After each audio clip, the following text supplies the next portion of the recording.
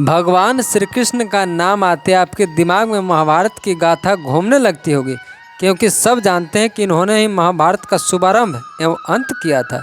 जब बारबरिक से भी युद्ध के अंत में पूछा जाता है कि बताओ बारबरिक, तुम्हारे नज़र में महाभारत का श्रेष्ठ योद्धा कौन था, आप भी बारबरिक का उत्तर सुनकर पांडव की तरह अचंभित हो जाएंगे। सबके मन में तरह तरह के विचार उठ रहे थे।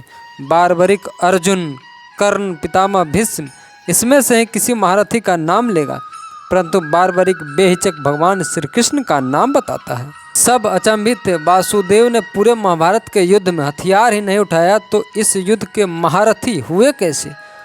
भगवान श्री कृष्ण स्वयं अर्जुन को गीता का ज्ञान देते वक्त बोला था, पार्थ मैं ही आरंभ हूँ, मैं ही अंत।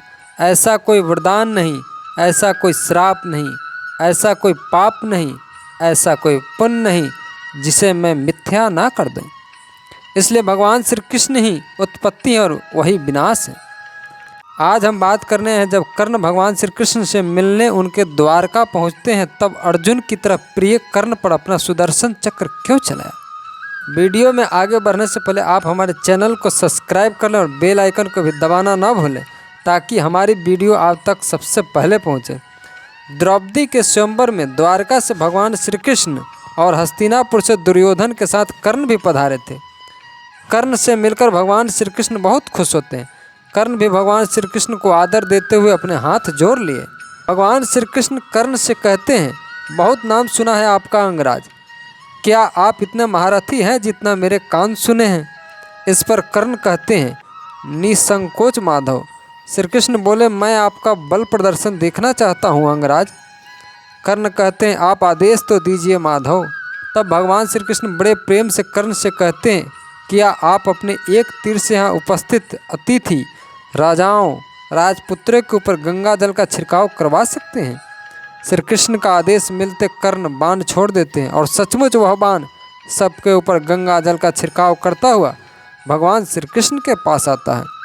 उस तीर से निकलता जल भगवान श्री कृष्ण के पाँव में गिर जाता है।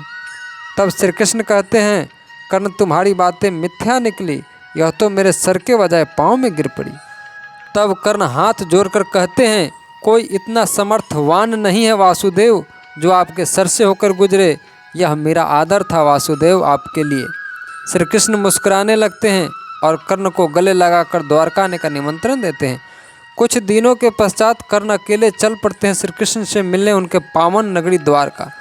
कर्ण चले जा रहे थे, तभी एक पहाड़ी से एक बच्चा गिरने वाला होता है। कर्ण उस बालक पर दया करके अपने साथ द्वारका ले जाते हैं। कर्ण की पधारने की सूचना मिलते ही श्री कृष्ण स्वयं कर्ण का अगवानी करते और आदर सहित सत्सम्मान महल में लाते हैं। कुशल क्षेम पूछने के बाद कर्ण और उस बालक के लिए भोजन परसवाते हैं।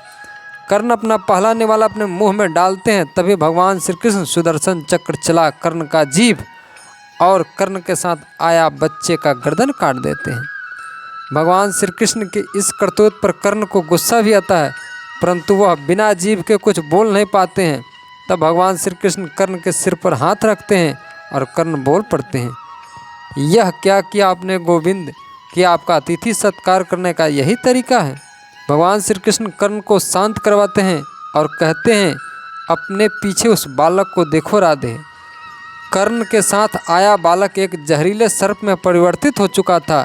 यह बालक नहीं तुम्हारा दुश्मन है, यह पूरे रास्ते तुम पर हमला करता आया है, परंतु कवच और कुंडल की वजह से तुम्हें कुछ नहीं हुआ। तब उसे अंतिम उपाय खाने में अपना विष डाल तुम्हें मारने की थी। वासुदेव की बातें सुन कर्ण हाथ जोड़कर इस बालक यानी जहरीले सांप को महल तक लाने के लिए क्षमा मांगते हैं। इससे हमें एक शिक्षा भी मिलती है, बिना जांचे परखे किसी भी अनजान को आश्रय देना भी घातक सिद्ध हो सकता है। दोस्तों, हमें आशा है आपको यह वीडियो पसंद आया होगा, तो देर किस बात की, चैनल को सब्सक्राइब करें, बेल आइकन को भी दबाएं और वीडियो को ज़्यादा से ज़्यादा शेयर करें। तो मिलते हैं एक नई कहानी नई कथा के साथ, तब तक के लिए जय श्री कृष्ण।